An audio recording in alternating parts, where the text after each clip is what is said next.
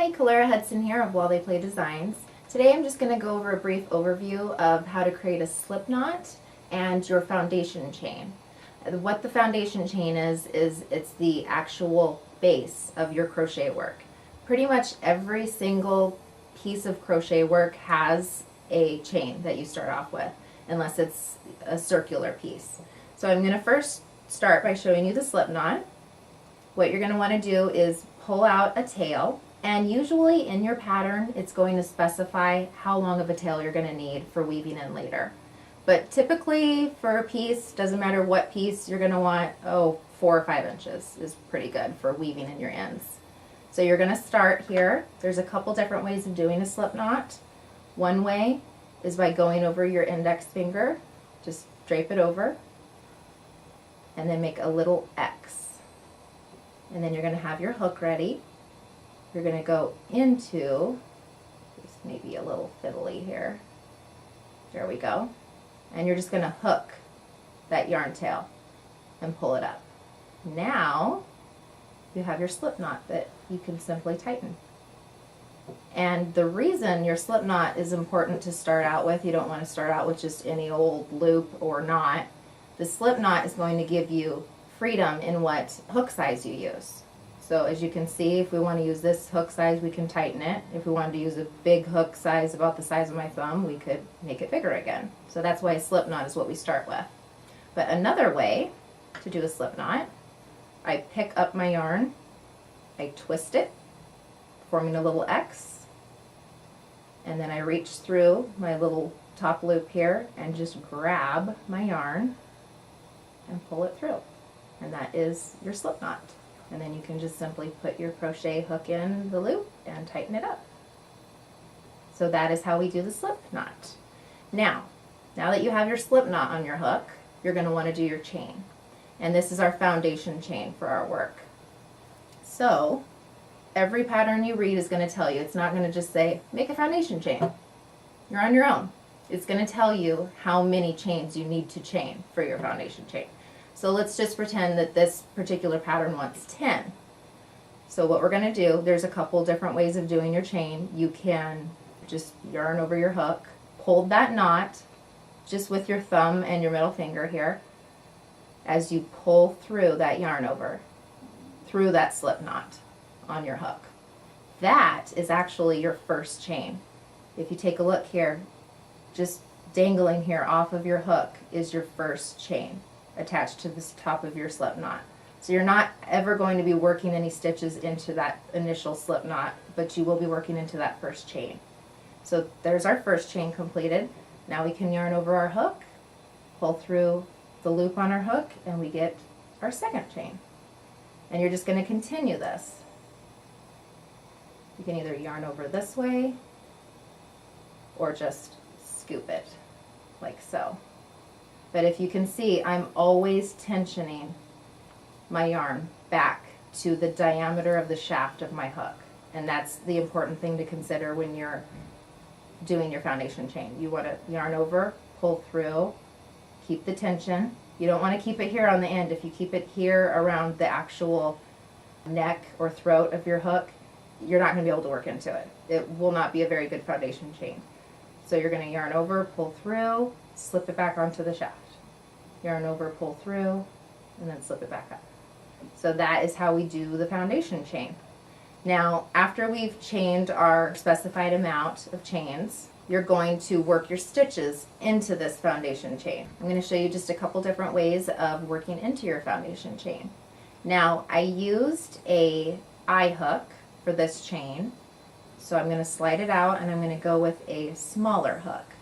And just to explain, there is one way of working into your foundation chain that keeps your first row of your work nice and loose.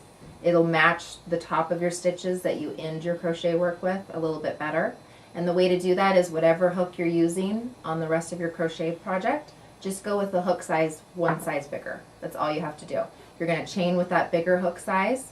You're going to pull it out when you're done, and then you're going to insert the smaller hook size and then just start your crochet. So I'm just going to show you a single crochet. So we're going to skip the first chain below the loop on our hook, and we're going to work into the second chain. And the way I do it is I work into the little bumps on the back of the foundation chain. So you have a V on the front all the way up, and then if you turn around here, you've got these little bumps, and that's what we're going to be working into. So the bumps are actually what I work into, and I'll explain that to you in just a minute. There's our bump. So at first it may feel a little weird, but that's why it really helps a lot to crochet that chain with a bigger hook. It's a lot easier to work in with the smaller one. So we're going to yarn over and pull up a loop, yarn over, and finish our single crochet. So there's our first one, and then we're going to go into the second loop, yarn over, pull up a loop, yarn over, pull through. There's our second single crochet. So I'm just going to do this all across the row, and I will meet you at the end. Okay, so we're almost to the end of our row here. We have 2 more stitches, and this is where our initial slip knot was. And you may find it's easier just to use the tip of your hook to hook that part of the chain. So we're in that bump, yarn over, pull through, yarn over, and finish our last single crochet. So this is what I want to show you, is what our work looks like when we work into the back bump of the stitch.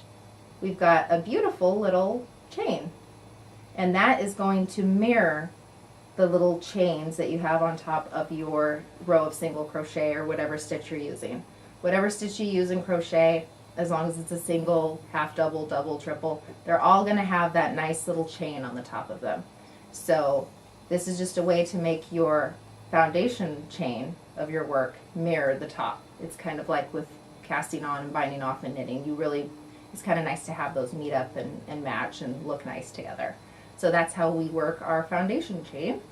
And I'm going to show you, I'm going to pull this back out and show you another way we can do this. So we'll switch out our small hook and get our big hook again. So here's our foundation chain. Another way you can work into it, as I said, we're doing single crochet, so we'll skip the first chain from our hook, go into the second, and all we'll do is simply insert our hook into the chain, and we're going to leave a little loop here. We're working into actually 2 loops. Yarn over, pull through, and finish your stitch. So we'll go into our next chain, leaving just 1 loop on the bottom. And we'll work this way all the way across, but I think after a few stitches you can see. You can spend quite a bit of time on just working on your foundation, just getting used to the chain, you know, getting a feel for it and how it reacts to your hook, and whatever feels best. You can practice when you first get started and see what you think looks the best. This way of crocheting just leaves, in knitting, if you want to compare it to that, when you cast on your stitches, you have the back loop cast on. That's kind of what we have going on here. It's just little strands of yarn, and it's kind of a clean look, and it's still a little bit stretchy. So that's another way of working into your foundation chain. And there's one more way I'm going to show you, and I think I'm going to do it with the smaller hook here. Okay, so in single crochet, skip that first chain, go into the second, and this time we are actually going to pick up only the front loop, or the left part of our little V, and work into that. And that actually leaves 2 exposed loops on the bottom of our work. This way, I can tell you, I don't personally think looks as good, but it actually gives you a better edge to work into later on when you are picking up your work and working stitches into the bottom, or maybe working an edging or a trim.